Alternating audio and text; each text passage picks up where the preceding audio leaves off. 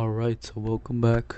Today we're gonna be talking about this trade I took on gold, which was on Wednesday, Christmas Eve, and made a cool little 320, I believe. Right here shows 320, and then the $14 one, I didn't really take a trade. It was on accident. But yeah, so we made 334 if you do want to count the 14, but I don't count it as a trade. So let me break down the trade I made 320 from. So basically what you want to do is go to the 30 minutes, mark out Asia session open and then London open, then mark out the highest point, that's what you call an Asia high, lowest point Asia low, London high, London low, same thing. After that you wait for a liquidity sweep, which happens, right? It goes down, then a reversal happen. That's all we be looking for. Sometimes it doesn't happen, so I'll tell you why. So after a liquidity sweep, you want to look for a break of structure to the other direction, right? Or inverse fair value. Yeah, break of structure was right here. If I waited for this, it would have been too long, right? Too long of a wait time, so I used this inverse fair value gap. You would say, why didn't you use here? This whole thing is kind of an inverse fair value gap. If you go watch TGR, he would tell you why. Same thing with the fair value gap, right? So I use this one. The second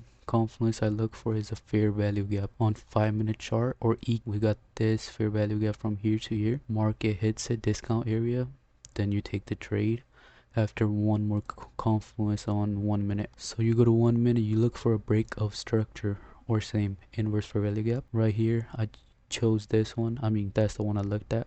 So this break of structure I entered, and then you can see market went all the way up and we made $324 in like 30 minutes. I'm not saying I was on the charts for 30 minutes, but I made this money in 30 minutes.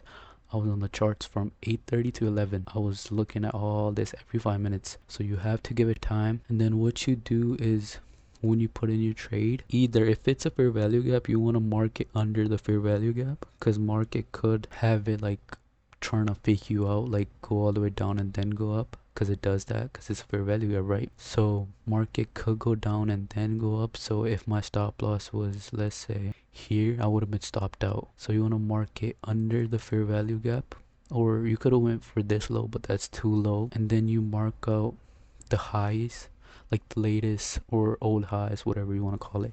I chose this one because that was my 1-to-2 ratio, like you can see here. And then yeah, made 320 like 30 minutes.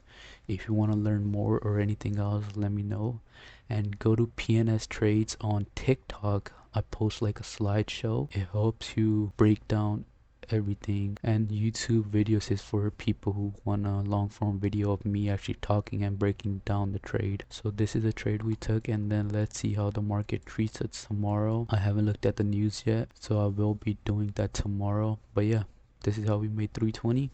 Subscribe for more, leave a comment if you would have took this trade or any other things you need help with. And yeah, thank you.